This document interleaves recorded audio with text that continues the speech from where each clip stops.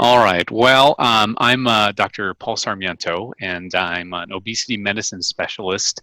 I'm also part of the American Liver Foundation.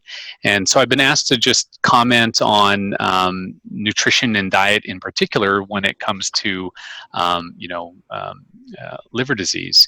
And I approach it, from the perspective of someone who helps others lose weight. Because really, we do know that.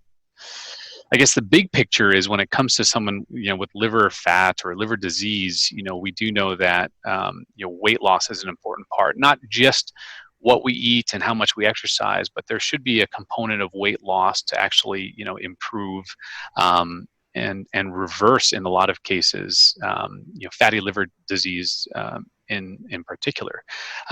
Even losing 3% of weight can decrease the amount of fat in your liver. Losing 5% of your weight can reverse the inflammatory changes in your liver. Losing 7% can resolve non-alcoholic steatohepatitis or NASH. Losing 10% or more has even been shown to reverse the fibrosis or the scarring that has occurred. So, I look at it through that lens, which is if you have fatty liver, if you have any kind of metabolic disease, that has to do with insulin resistance, then weight loss is essential. So then the question is, okay, well, what's the nutrition, what's the diet that produces weight loss? And you know, for starters, it is complicated. It's a really complex process because it's not just the food that we eat. It's our behaviors and our habits, and those can be tough. It's the environment that we live in. It's the world that we live in. When you think about food companies, I've heard this statistic, and maybe you have too, that something like 9 or 10 companies control 90% of the calories that we eat, and they answer to shareholders, and it's their bottom line. And when we think about what sells food, it's sugar, and it's the yummy saturated fats, and it's things that come in boxes and bags and whatnot. So when we think about why it's hard for people to get weight off, we have to think about sort of that broader context. And as part of that, understanding that context, I was trying to think, what would be the advice that I would give to anyone listening to this right now. I think avoiding processed foods is really critical for liver health. When we look at processed foods, the added sugars really contribute to fatty liver disease. When we really think about how is it that we develop intrahepatic or liver fat, there's a couple of different components to think about. It's how does the liver produce fat. If basically we have high saturated fats, that's one way that we can get liver fat. If we have a lot of sugar, then we get a process called de novo lipogenesis, which is a production of liver fat. And then how our liver processes that fat, and how it outputs it or how it clears it is important as well. And we don't usually see that diseases that that impair our ability, or our liver's ability to release fats. And those are relatively rare, versus if you look at the last 50 or 70 years, the increase in sugar in particular is really proving that that has been the driving factor behind liver fat, and liver insulin resistance, and all of the the diseases that go with that. So sort of one of the most important points is just trying to stay away from processed food as much as possible. Trying to avoid added sugar is, I'd say, the single most important thing. And that's really one side of the coin. The other side of the coin is just real food. It's just having real food. Just because of all the nutrients that it gives us, you just can't argue with real food. It's just good for us. And in regards to real food, I think It can be confusing for people to think about food in terms of, grams of carbohydrate and grams of protein and calories in total. And most of us, if we try to journal, our food, it gets hard and tedious, and it can be really confusing. And so I think another sort of takeaway would be, to focus on produce and protein. Those are two things that we really can't go wrong with either. Produce, you can start to sort of look at your different kinds of produce, and you can start to prioritize, different things there as well. And you starting with your leafy greens, which are, packed with nutrients, but overall, very low calorie. So your leafy greens are sort of easy choices. You pair a leafy green salad with chicken breast, then you have your produce and protein combination, and your green vegetables, your broccoli and your zucchini and your Brussels sprouts, and all of these foods are so great for us, and it's easier to think of what we can eat and just saying, we can eat all these foods and they're wonderful for us. As opposed to with most diets, we're always thinking about what we can't eat, with the things that are off limits. So it's a nice thing to just focus on things that we can eat. Produce is an easy one. And then again, you prioritize it. You say, okay, leafy greens, green vegetables are great. Colorful vegetables, you have your bell peppers. That's all the different colors are going to provide, different nutrients and whatnot. So keeping that in mind, just having colorful vegetables. And then we sort of get into maybe a little bit lower priority, or our starchy vegetables like potatoes and whatnot. Again, I would choose a potato any day over a processed potato chip. And so as you kind of prioritize, diet and nutrition, still focusing on real food. And then within that category of produce, say, okay, leafy greens are safe, green vegetables are safe, colorful vegetables, rock on. And then starchy vegetables, maybe we have a little bit less of, but big picture is always better than processed food. Fruits are great and wonderful.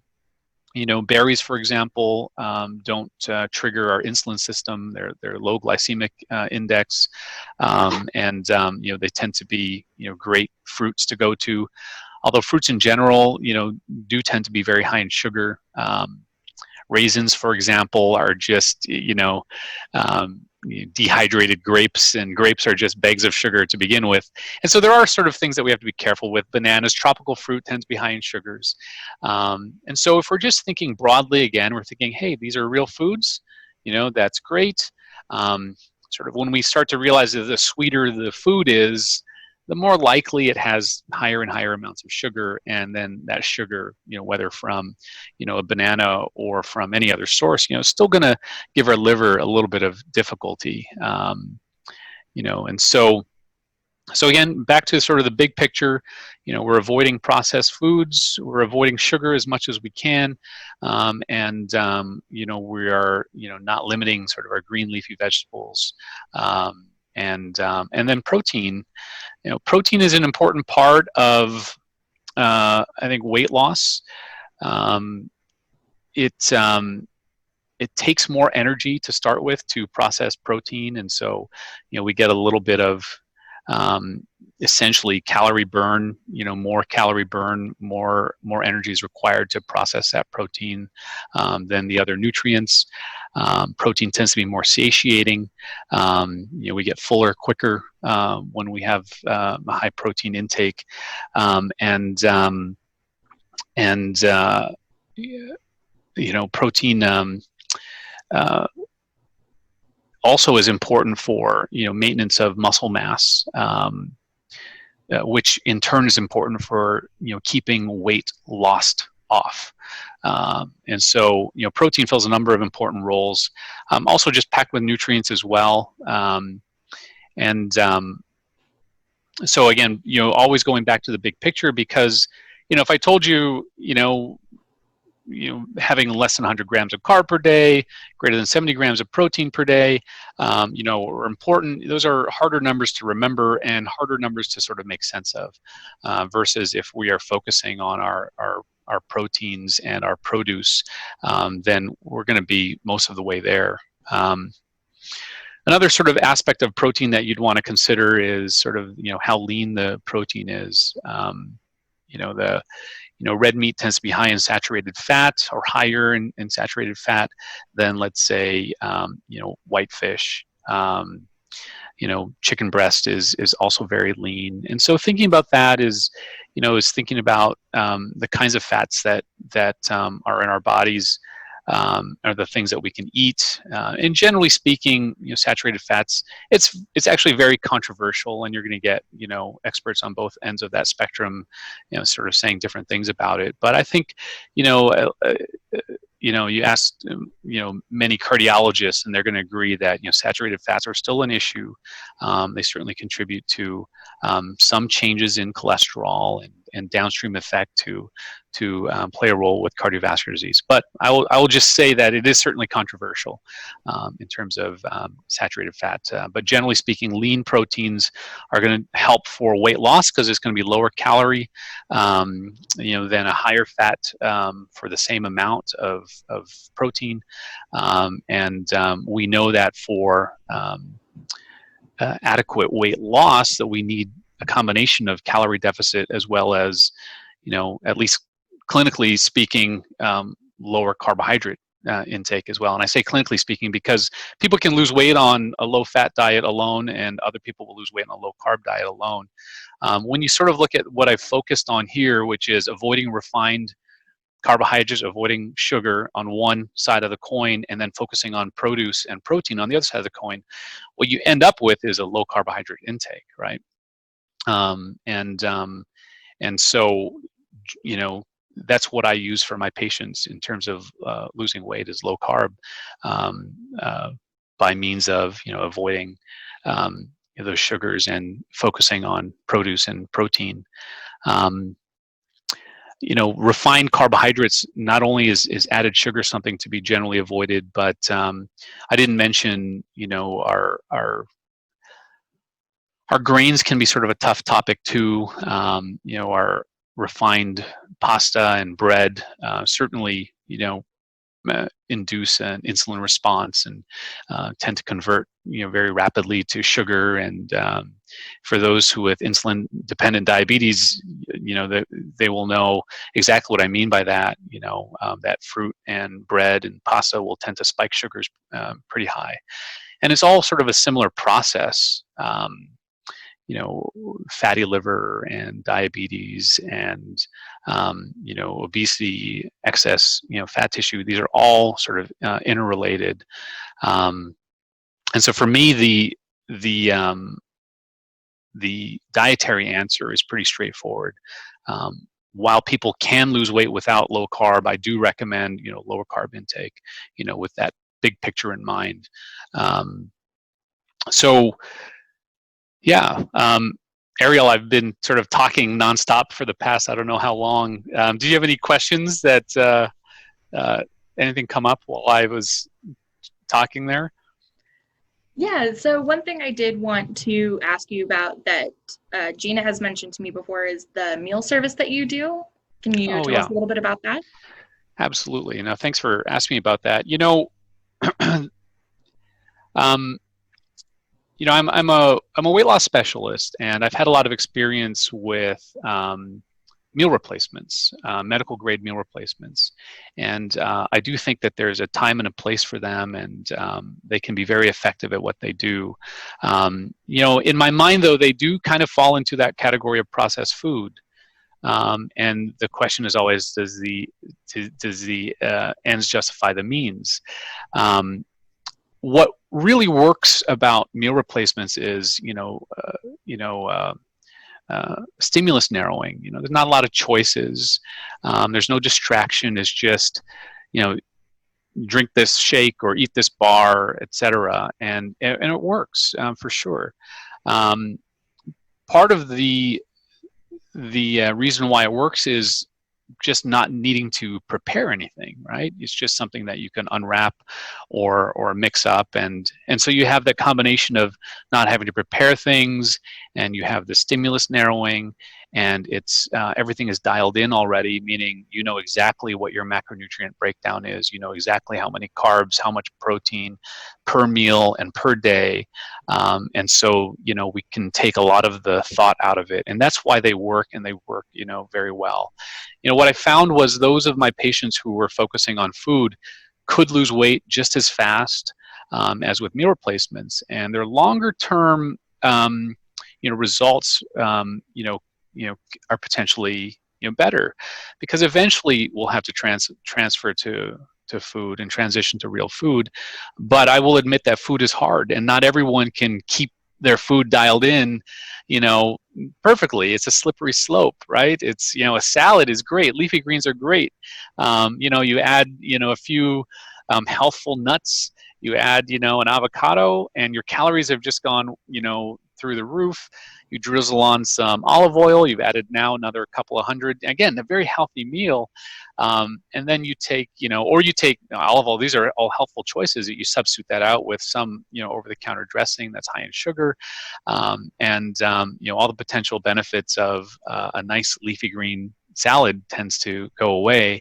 And you know, people tell me all the time that I eat salads all day, every day, and I still can't lose weight.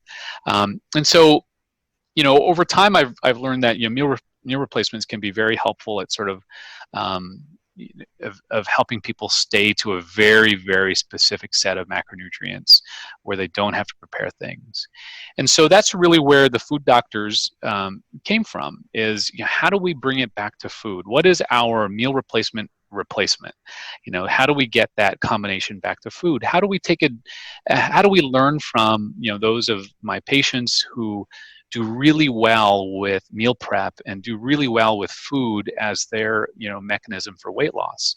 And so, you know, taking all that sort of information, you know, I started to look for chefs, and you know, and you know, you have to have a really good chef, because you know we're looking at trying to make, I mean, healthy food. Healthy food is hard, right? Healthy food tends to be bland, and compared to, you know, a candy bar or a donut or whatnot, you know, just talking about it makes me salivate, right? You know, if I mention a specific, you know, Snickers bar, right? Both of us will know, you know, what the packaging looks like, what it would taste like, and that it would be good. And just talking about it, we know that, you know, we're kind of primed for that already. You know, we know that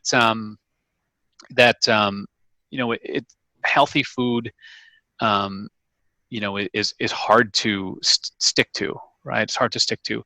So just the flavor of healthful food, you know, tends to be hard. Already, our you know, taste buds get desensitized to sweetness and saltiness and fats. I mean, it requires more and more sweetness and more salt for us to be satisfied, because of, you know, our environment, because of the restaurants that we eat at, because of the fast food that's available to us, you know, the candy aisles and aisles and aisles in our grocery store.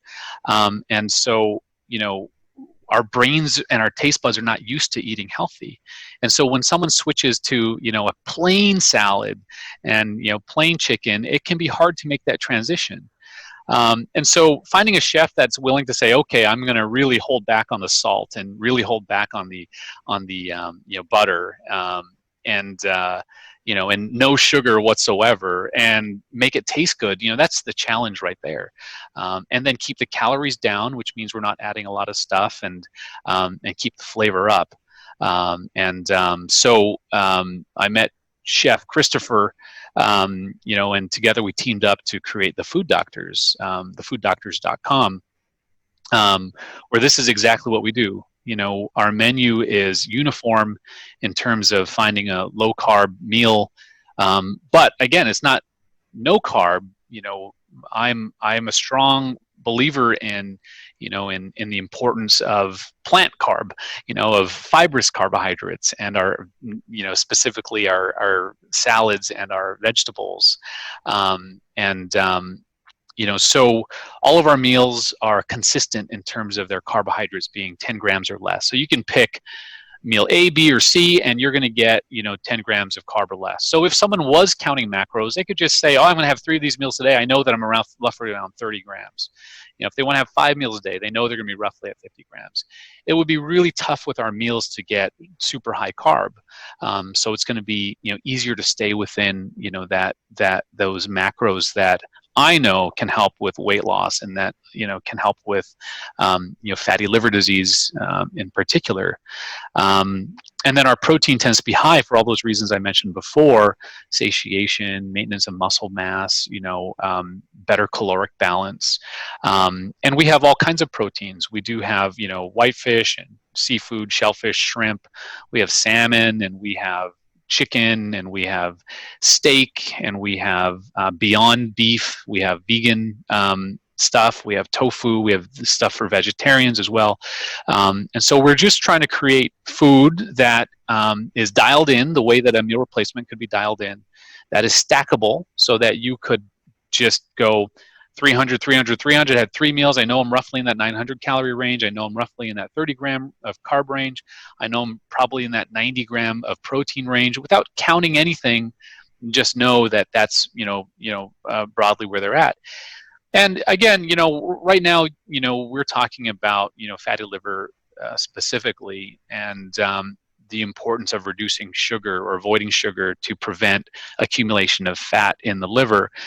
But the reality is, what we hope for with the food doctors is also just generalizability, which means that if you wanted a higher carb intake, and you wanted, for a bodybuilder or someone who wants high carb, our goal is to take the hardest part about nutrition and meal prep away, which is protein prep and avoidance of carb, if that's your choice, because carbs are easy. Carbs are easy. It's easy to make, a pot of rice, or to, make some pasta. It's easy to, grab a potato or a sweet potato, or of course, unhealthy carbs as well. Those are, anywhere you turn, you can find one of those.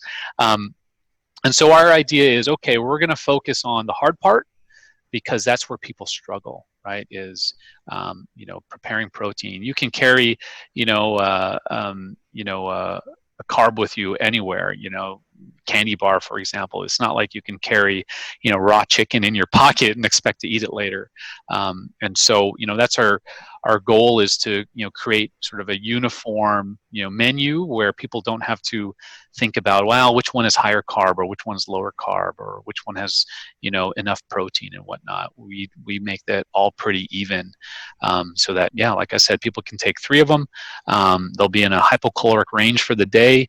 They'll be in a low carb range for the day, and they'll feel the difference. And we use only whole foods, we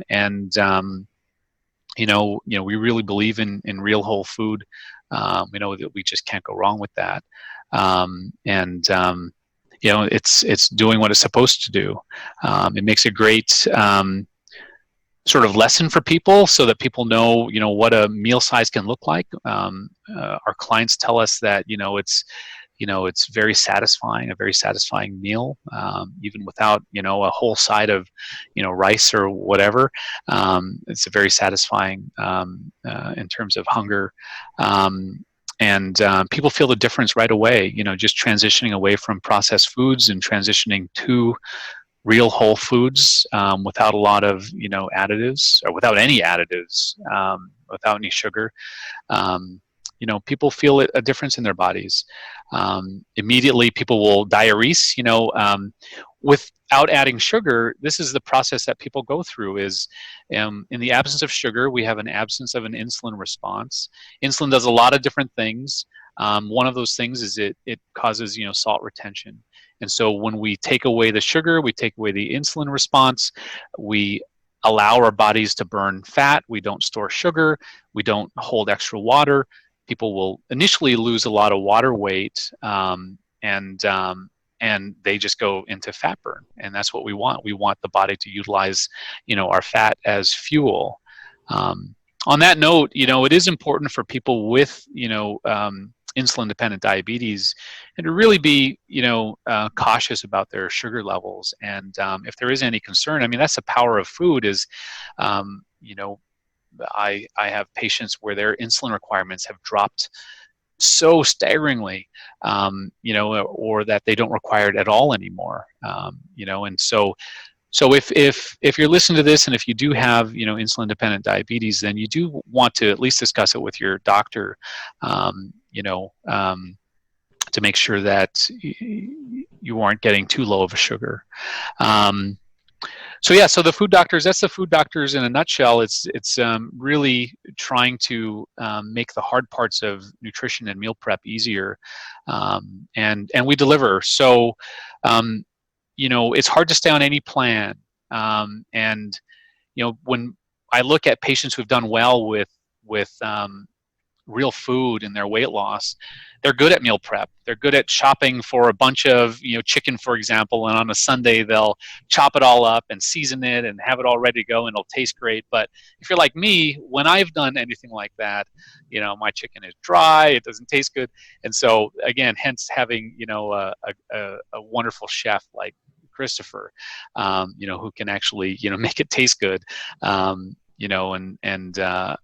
so we're taking away those hard parts, the hard part about meal prep, and we're delivering it to someone's door. We want to really grease the wheel, because we know that it is hard to to sort of keep momentum going when it comes to something as challenging as weight loss in the world that we live in. And so we try to make it as absolutely easy as possible, and yet flexible for different diets and different lifestyles. So thefooddoctors.com is something that is open to the public. If you get your orders in by a Friday, by midnight on Friday, then we deliver the following Tuesday and the following Friday.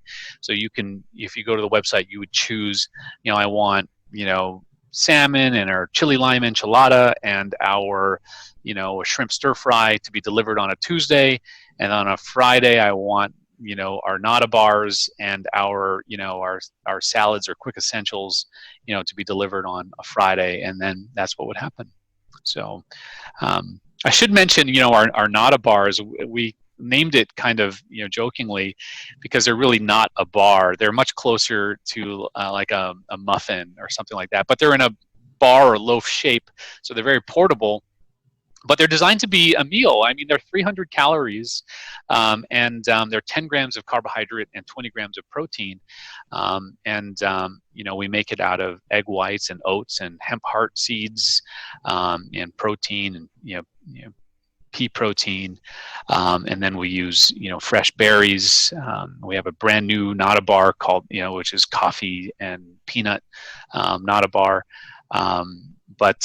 We named it kind of tongue-in-cheek because it's really a little different than your average bar. And if anyone out there has ever looked at labels on a nutrition bar, it's hard to find something that is low carb. It's hard to get something solid in bar form that does not have a bunch of carbs in it.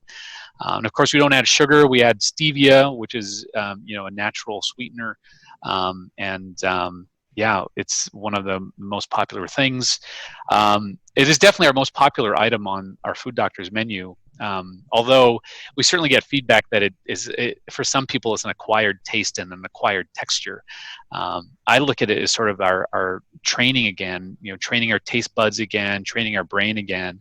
That for people who stay on a clean, healthy, whole food, real food based nutrition, their brains change quickly too. In a week or two, our sense of sweetness is sensitized again, and we break that vicious cycle of carb craving or sugar craving, and it starts to feel easy again to sort of be healthy and achieve the fat burn and the weight loss that is necessary for metabolic diseases like fatty liver. So that is the Food Doctors. Do you have any questions about that? I kind of rambled on there. No, I think it sounds great. I personally am definitely going to be going to check it out as soon as we're done here. Okay, perfect. Yes. So thefooddoctors.com, and definitely check it out. And again, the idea is just to try to help, help make eating healthy as easy as possible. And Chef Christopher, I mean, he can go on. It'd be nice if you were on this little call with us, because I see what he does, and it's just amazing. I mean, you know, all the different ways that you can prepare a carrot. Who knew, right? But the way that he prepares it, he gets the flavor out of it. So all the food is, without relying on a bunch of oils and sugars and whatnot. He's able to really take advantage of the natural sort of characteristics of food and really bring them out so that it tastes really good. His background is that of high-end culinary lifestyle, so yeah, he's never satisfied with something that doesn't taste good. So yeah, maybe one of these days you and I can talk with Chef, and get his input on how he works his magic. Yeah, most definitely. I know we definitely plan on keep doing these social hours, and I'd love to have both you and him jump on one maybe in the coming weeks, and we can really dive into everything. All right. Am I missing anything? Did you have any questions about anything I've talked about so far? Because I think I'm not sure what our time is. I think we've just about covered everything. Do you want to talk a little bit about your practice itself and where people can find it? Sure. No, absolutely. So I founded and I'm the physician at Flywheel Weight Loss and Wellness. FlywheelWeightLossAndWellness.com is sort of where you can find me. It's called Flywheel mainly because of the momentum required to change course. For people who are struggling with weight, it just feels like it's hard to make any changes, so a similar philosophy is anything that can be done to make that process as easy as possible, by understanding our own pathophysiology, by understanding just walking the path and understanding where we struggle and trying to address all of those points is important. And then once we get someone into a weight loss trajectory, we really want to maintain that momentum, because we can have those sweets, we can have off-plan meals, and we could do fine. We just need to keep that momentum going, be in fat burn, be in weight loss trajectory, and we can still celebrate, and we can still have meals out. I mean, it doesn't have to be, we just can't be perfect, and we don't have to be perfect to have long-term success. And so with Flywheel Weight Loss and Wellness, that's what my goal is. I think everyone knows kind of deep down what the answer is. How do I lose weight? Most people kind of know what the answer is. It's kind of like saying, where is the best view of the city? Well, it's the top of that mountain. Everyone knows it's the top of the mountain. The question is, well, how do we get there? So with Flywheel Weight Loss, my goal is to walk with people, is to walk with them, up that path.